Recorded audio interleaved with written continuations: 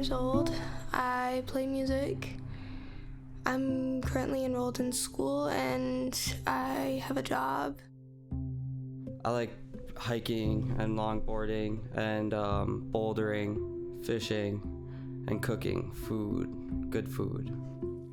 I started coming to Lifehouse because I was in a very abusive relationship, and they were a very big part of getting me out of that. And I've been going there ever since. I never stopped. Lifehouse I've been going to since I was 13. You're supposed to be 14 to go there, but I was a troubled youth. I was addicted to a lot of drugs that a lot of 13-year-olds are not addicted to, and I was also self-mutilating a lot, so cutting myself and burning myself. What he went through and his horror resulting in him using substances to not feel that, because it's not a cut that you can put an ointment on and a Band-Aid. It's internal and it doesn't go away.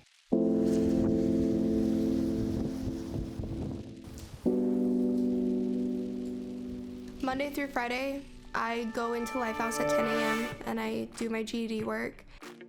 They close at 6:30. Then that's when I start panicking. I get maybe 3 hours of sleep a night, if that, because I don't want to fall asleep and either have my stuff stolen or wake up to something I can't take control of.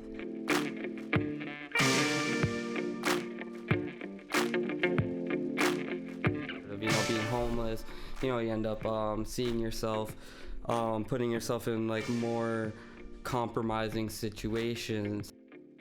Just alone in the past 2.5, 3 weeks, I've slept under a bridge 3 times.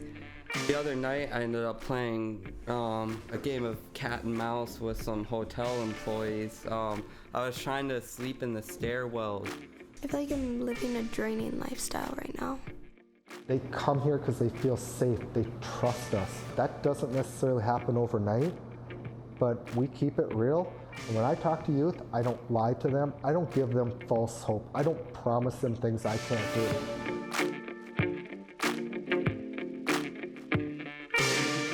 A lot of them, they've never felt cared for in the correct way. A lot of them are cared for in the wrong ways. I was raped about 3.5 years ago, and my rapist is allowed on that block, so it's really hard for me to stay at the shelters. Being in a room full of adult males makes me very uncomfortable. It's very unsettling to me. It makes it impossible for me to sleep. I get anxious and manic, and I see their mannerisms, and it starts to trigger me and makes me want to be high. The second I became homeless was the second I became addicted to drugs, because it was easier to do drugs and not have to feel what was going on around me.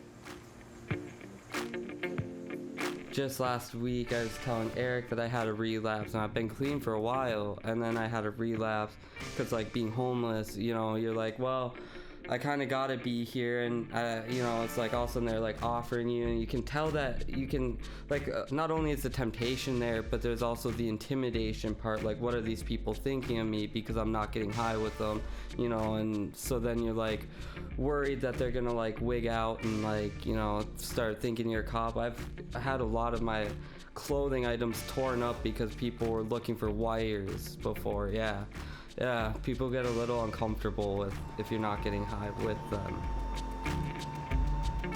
He was born in trauma. He really never had a whole lot of positive adults in his life that didn't want a whole lot from him. There's been so many times where I've walked into Lifehouse, looked at her, and thought that she was just gonna turn and walk the other way, and she came up to me and gave me a hug. I never judged her.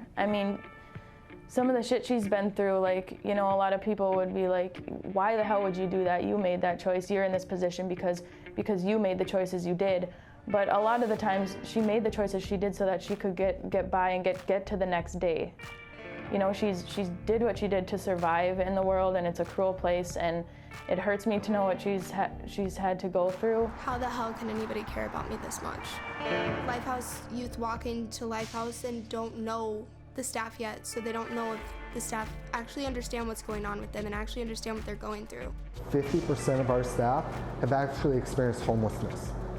That is very empowering, meaningful, that when you're talking to a youth and they're talking about being homeless, and you can sit there and say, yep, I know what that's like.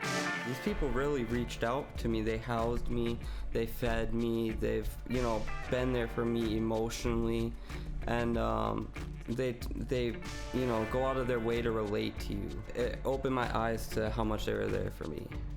It was my aha moment. She's been through hell, and she deserves to feel truly loved for who you are, and to feel wanted and cared about, and I hope nothing but the best for her. If there was a shelter that was a little more age appropriate with people that were working towards the same goals, you know, I think that'd be awesome. It would mean so much to not only myself, but to every youth in the city of Duluth. They need this. I need this.